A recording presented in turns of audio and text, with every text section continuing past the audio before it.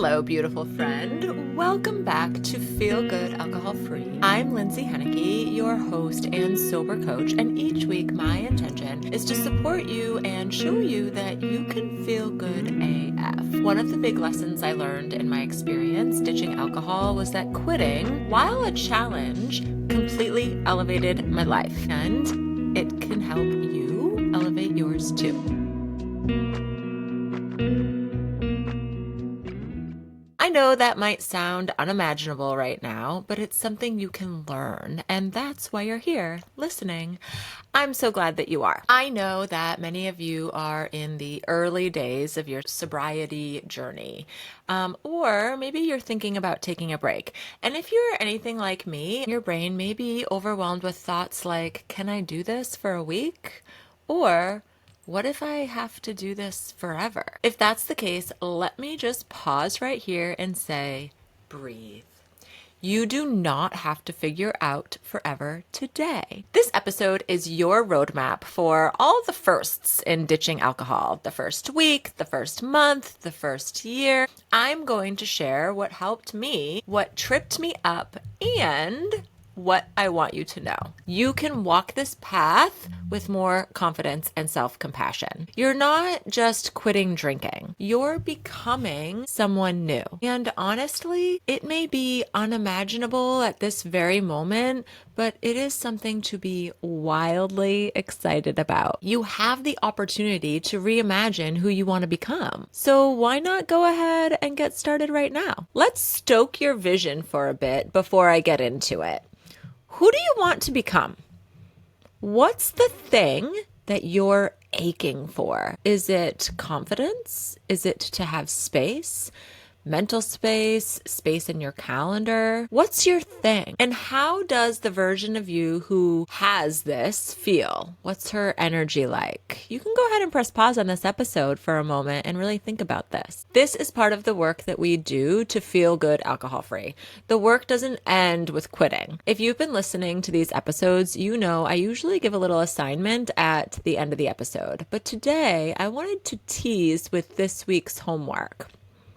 Plant the seed in your brain, if you will. I want you to revisit these questions I just asked and take some time to think about them. I have a resource for you available where I walk you through everything you need to get clear on the version of yourself that you want to become. The link is in the show notes. Okay, so let's get into it. Tie your sneakers, put those headphones in, grab your four-legged friend if you have one, and head out for a walk because I'm starting at the beginning. Week 1. Let it be messy. Maybe you've set a date. That's what I did.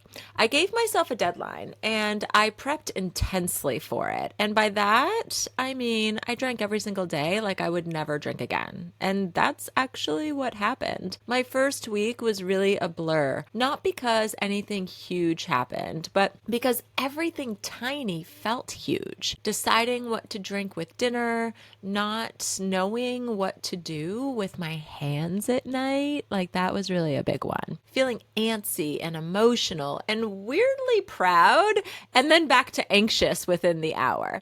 I was sweating all the time. Yes, it was August, but I was like nonstop hot flash. I actually remember I was on day 2. I had been in a new role at work for just about 2 months, and my boss was on vacation. And this meant I was the go-to for our leadership team. I was sitting in this small conference room with our CEO, and he was talking about something I don't even remember. And all I could think was, God, can he tell I'm a total train wreck right now? He's probably wondering why he hired me. But I just held on. I knew I was about to do great things, and I knew I needed to keep going and not let the voice that often followed a stressful meeting seed my brain with rationalizations of why I deserved wine that day. Because remember, this wasn't my first time trying to take a week off.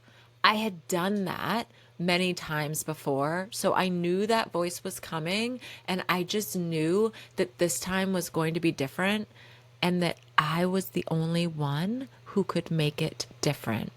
So, okay, back to what I started to do in this moment when that voice was kind of starting to approach my brain after this meeting. I just remembered my body is detoxing. My brain is recalibrating. My nervous system is going, wait, what are we doing here? The first 3 or 4 days of this week are quite honestly going to be rough. You're going to experience some level of withdrawal symptoms. This might just be a couple of lousy nights' sleep, but it could show up in heavy night sweats, muscle pains, headaches, even tremors. If they are horrific, you must contact your doctor. This isn't something to mess around with. Now, just a reminder here, I am not a health professional. I don't know your specific relationship with alcohol. If you are chemically dependent on alcohol, you must consult your doctor and determine if you need medical detox. Now, this time frame, it's also why so many people throw in the towel around day 2. We expect that since we are not drinking, that we should feel better. This is normal and it's temporary. Trust me. Feeling better is coming. And after about day 7 or 8, you are going to start sleeping again, and you won't want to mess with that once you experience it. Okay, so I'm going to give what I wish I did in my week 1. Hydration, food, rest. Literally treat yourself like you would a sick friend or a cranky toddler. Next, minimize decisions. Pick your AF drinks ahead of time. Have go-to meals. Wear comfy clothes. Next, remind yourself constantly, this is not forever. This is just the first week. And celebrate every win. Did you say no to a craving? Did you make it to bed without drinking? This matters. These are the things that add up and they all matter. It's okay if this week is weird. It's okay if it's not magical. You are building the foundation, and that's everything that matters right now. Every single decision you make is to protect your new routine, which we're going to dive deeper into in a few minutes. This means saying no to basically anything that is going to mess with this. Let's talk about what actually happens in your first 30 days alcohol-free physically. Because here's the thing, and you've probably heard me say this before, this isn't just about willpower or saying no to a drink. Your body is doing some heavy lifting right now. And when you understand why things feel a little all over the place, you stop blaming yourself and start supporting yourself. For one thing, your brain is rebalancing dopamine. Alcohol gives you artificial highs. Without it, your brain is relearning how to experience pleasure naturally. And this takes time. That's why you might feel a little blah at first and then suddenly find yourself thrilled by clean sheets or that one song on a walk. A major piece is that your sleep is healing. The first week or so might be really rough, especially if alcohol was your nightly sedative. But after that, you start getting deeper REM cycles, fewer 3 a.m. wake-ups, and this means real rest. Your blood sugar is stabilizing. That intense craving for sugar, totally normal. Alcohol messes with glucose regulation. So it's okay to eat the chocolate. It's not forever. If you've been thinking about the negative consequences of alcohol on your body, and maybe you've even started to notice them, your liver, skin, and digestion, they're all starting to improve in this month. You may notice clearer skin, less bloating, fewer headaches, all signs that your body is saying thank you. These start to shift around the 21 to 25 day mark. So what do you do while your body is doing all this work? You are building the routine that is going to carry you through. This routine will provide you with the consistency you need to manage these first few weeks. So let's dive into some things that kind of helped me and that will help you build a routine that supports your reboot. Okay, first and foremost, same bedtime, same wake up time. Even if you're not sleeping perfectly yet, this helps reset your internal clock. Make your bed a cozy, relaxing, calming place to be. Next, you have to get outside every day. Morning sunlight, fresh air, movement. This isn't about being a wellness goddess. It's about telling your nervous system, we're safe now. Okay, eat real food. Protein, fiber, healthy fats. Alcohol messes with your appetite and nutrition absorption. Nourishment is part of healing. But I get it. The sugar cravings are real. So remember, it's also whatever it takes to not drink. That means eat the cake. Okay, you are going to need your go-to evening rituals. Mocktails, hot tea, a show you love, a book, skincare, puzzles, whatever gives your hands and brain a job besides drinking. I used to go to bed as early as 7:30 p.m. to read. Anything to stay off the couch and out of the kitchen. You don't need to do it all perfectly. You just need a rhythm that makes drinking feel unnecessary. And these first 30 days are not about restriction. They are about reconstruction. You're not just saying no to alcohol. You're saying yes to energy, clarity, and actual peace. Even though sometimes it doesn't feel peaceful, it will. It's waiting for you. Okay. Beyond the first month, it's time to live a little. Okay. By the time you hit 2 or 3 months alcohol free, something shifts. You've gotten through the foggy mornings. The cravings aren't gone, but they're quieter. You might even be sleeping like a dream and wondering, wait, is this what real energy feels like? Physically, your body is catching up to you in the best way. Your skin looks brighter. Your digestion is smoother. You're waking up clear-headed. You're starting to notice what actually makes you feel good on a cellular level. But here's the thing. Now it's time to live your life. You can't stay in your safe, sober bubble forever. At some point, the real world is going to call. A birthday dinner, a happy hour, a vacation, a concert. And here's the truth. If you wait until you feel 100% ready, you are going to be waiting forever. This doesn't mean say yes to all of these things. You still need to protect your goals, still need to set boundaries. Because remember, we only say yes to things that it feels good to say yes to. I just mean start putting yourself out there a bit, testing yourself, gathering more information.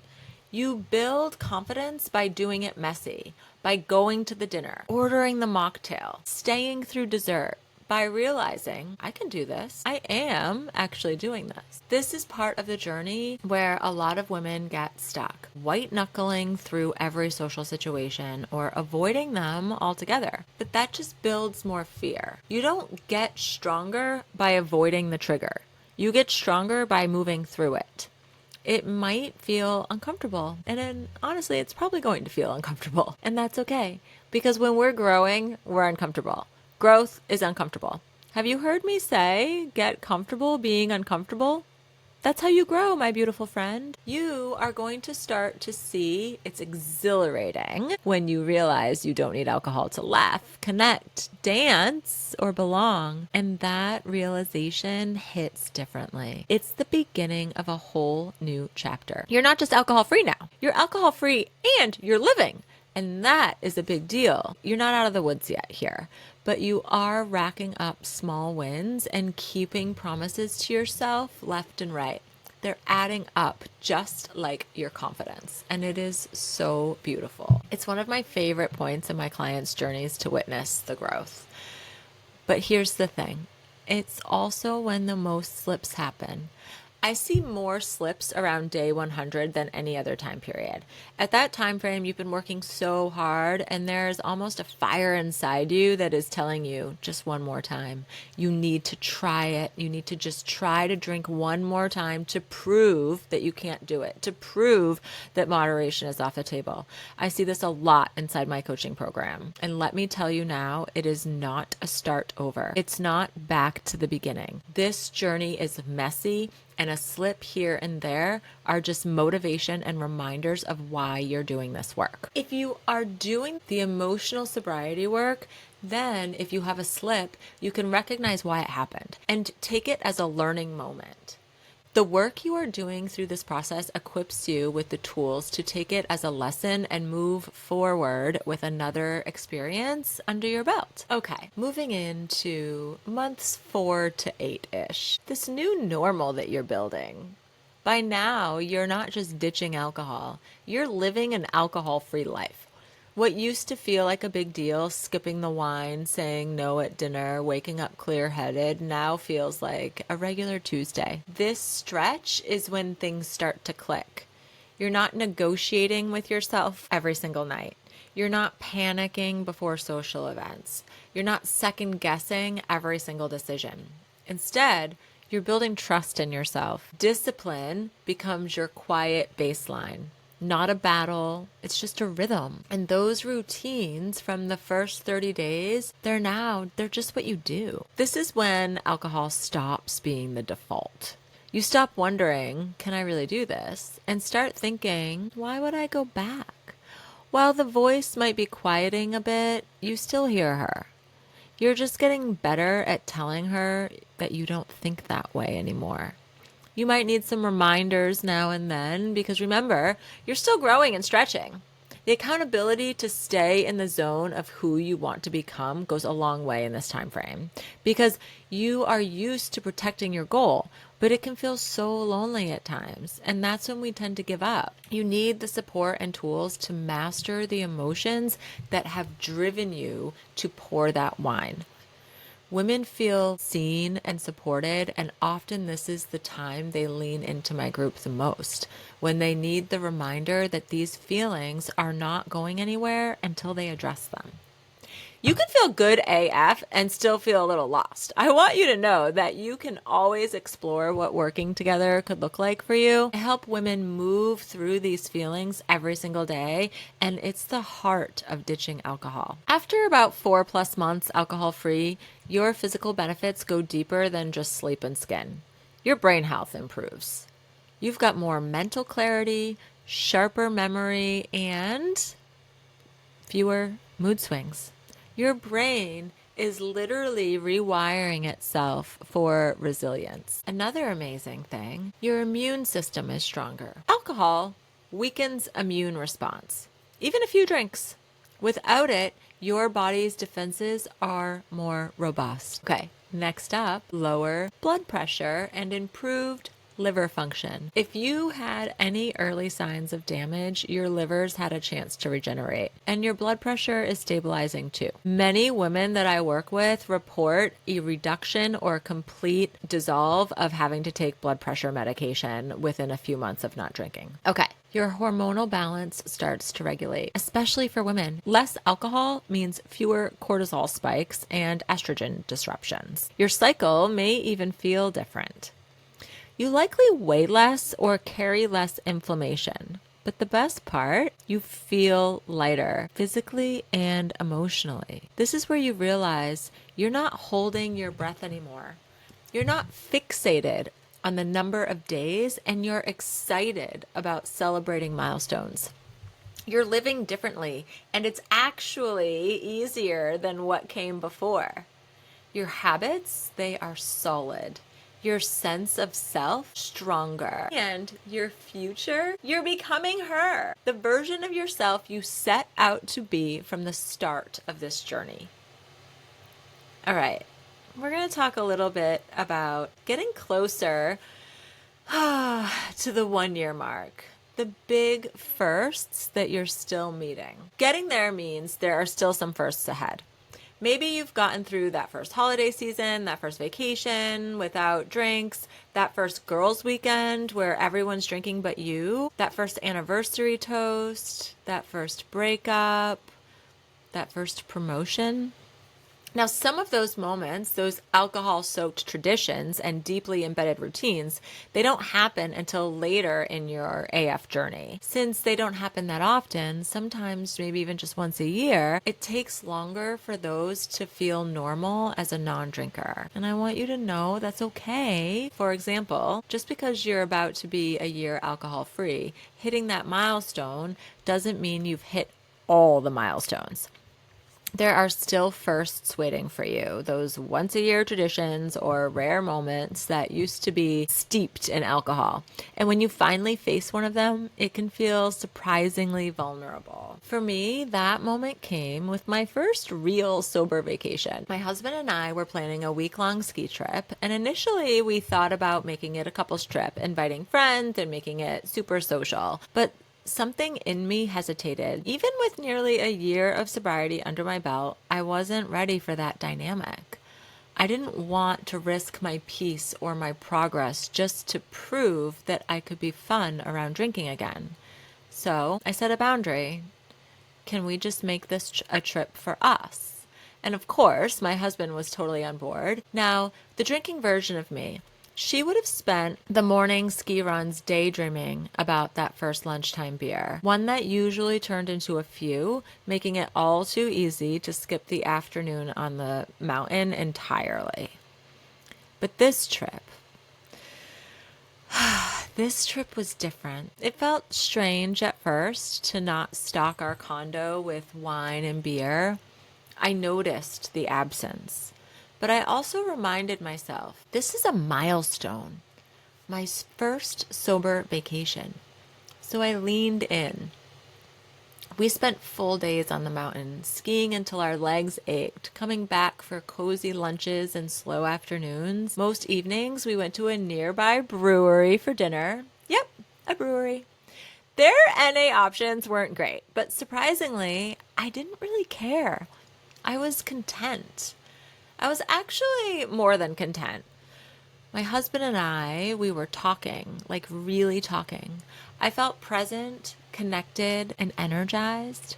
We fell into this rhythm that was so intimate, skiing all day, laughing over games at night, falling asleep early so we could chase first chair in the morning. There were no late nights, no hangovers, no regret, just connection, joy, and presence. It ended up being the best vacation of my life. And honestly, the most memorable. I mean, I still remember that time when I was in Italy and I threw up into the ocean on the way to Capri. But this was so much better. So as you navigate those firsts, whether they are in month 1 or even month 12, lean into the work you are doing and the new skills you have acquired.